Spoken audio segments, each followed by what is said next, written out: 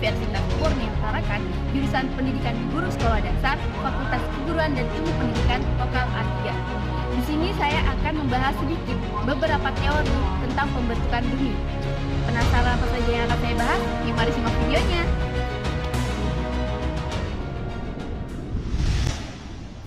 Bumi sebagai tempat tinggal makhluk hidup tersusun atas beberapa lapisan bumi. Bentuk permukaan bumi berbeda-beda, mulai dari daratan, lautan, pegunungan, perbukitan, danau, lembah, dan sebagainya. Bumi sebagai salah satu planet yang termasuk dalam sistem tata surya di alam semesta ini. Tidak diam seperti apa yang kita perkirakan selama ini, melainkan bumi melakukan perputaran pada porosnya, atau biasanya kita sebut rotasi dan bergerak mengelilingi matahari dan biasa disebut revolusi. Hal inilah terjadinya siang dan malam dan pasang surut air laut. Oleh karena itu, proses terbentuknya bumi tidak terlepas dari proses terbentuknya tata surya kita. Untuk mengetahui bagaimana terbentuknya tata surya kita, saya akan memulai dari menjelaskan 3 teori pembentukan bumi yang paling terkenal. Yang pertama ada teori nebula, kedua teori planetesimal, dan yang ketiga teori bintang kembar. Teori nebula. Dalam teori nebula diungkapkan bahwa awalnya sistem tata surya ini terbentuk dari suatu nebula atau kabut tipis yang sangat luas. Nebula atau massa gas raksasa yang bercahaya ini berputar-putar perlahan-lahan, yang kemudian secara berangsur-angsur mendingin, mengecil, dan juga mendekati bentuk bola. Rotasi yang terjadi semakin lama semakin kencang, sehingga mengakibatkan bagian tengah dari massa tersebut jadi menggembung. Akibatnya, lingkaran materi tersebut terlempar keluar. Lingkaran inilah yang kemudian mendingin, mengecil, hingga akhirnya menjadi planet-planet. Planet yang terbentuk tetap mengkropit mengelilingi inti massa, sementara lingkaran lain terlempar lagi dari pusat massa sehingga menjadi keseruan planet yang kita kenal sekarang, termasuk bumi. Pusat massa tersebut adalah matahari. Berikut planet-planet yang ada juga melebarkan massa keluar angkasa, sehingga berubah menjadi satelit seperti bulan yang dimiliki oleh bumi.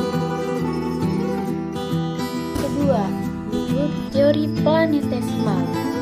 Yang dimaksud planetesimal merupakan suatu benda padat kecil yang bergerak mengelilingi suatu inti yang bersifat gas.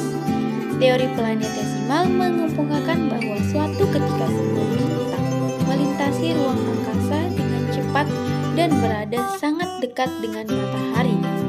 Bintang yang melintasi tersebut rupanya memiliki daya tarik yang sangat besar sekali, sehingga mengakibatkan pasang di bagian gas panas matahari.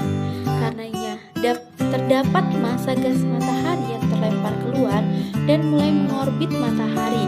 Namun, karena daya tarik yang masih banyak dimiliki oleh matahari, maka gas tersebut tertahan dan bergerak hanya mengelilingi matahari.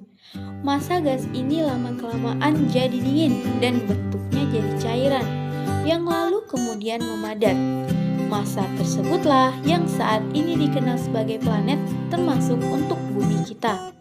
Teori planetesimal ini muncul pertama kali pada tahun 1500 dan pertama kali dikemukakan oleh seorang astronom Remington serta seorang ahli geologi bernama Thesis Chamberlain dari Universitas Chicago. Teori planetesimal ini didasarkan pada pengamatan bahwa beberapa bintang di langit nampak tidak pernah berhenti bergerak. Suatu ketika bintang bergerak tersebut melintas sangat dekat dengan matahari. Teori bintang kembar. Teori bintang kembar ini mengemukakan bahwa mulanya matahari merupakan bintang kembar yang mengelilingi sebuah medan gravitasi. Tapi ada sebuah bintang menabrak salah satu bintang tersebut dan mungkin menghancurkannya. Bintang yang hancur tersebut lantas berubah menjadi massa gas yang berputar-putar. Karena terus berputar, maka massa gas itu berubah menjadi dingin dan membentuk planet-planet. Sementara satu bintang lainnya bertahan dari pusat tata surya yang kita kenal sebagai matahari. Matahari mampu menahan planet-planet yang terbentuk tersebut karena memiliki kekuatan gravitasi. Karenanya, planet-planet dapat beredar menurut lintasannya, mengelilingi matahari karena anggapan pembentukan tata surya ini karena adanya suatu benturan, maka itu sebabnya teori ini dikenal sebagai teori ide benturan. Teori ini dicetuskan oleh R.A. Layton yang merupakan seorang astronom. Ia melakukan modifikasi terhadap teori benturan yang sebelumnya pernah ada. Namun, teori yang diungkapkan Layton ini dianggap memiliki penjelasan yang lebih baik mengenai asal mula tata surya berdasarkan teori benturan. Baiklah, itu saja yang dapat saya sampaikan tentang teori pembentukan bumi. Jika ada salah kata atau pengucapan, saya mohon maaf. Saya akhiri. Wassalamualaikum warahmatullahi wabarakatuh.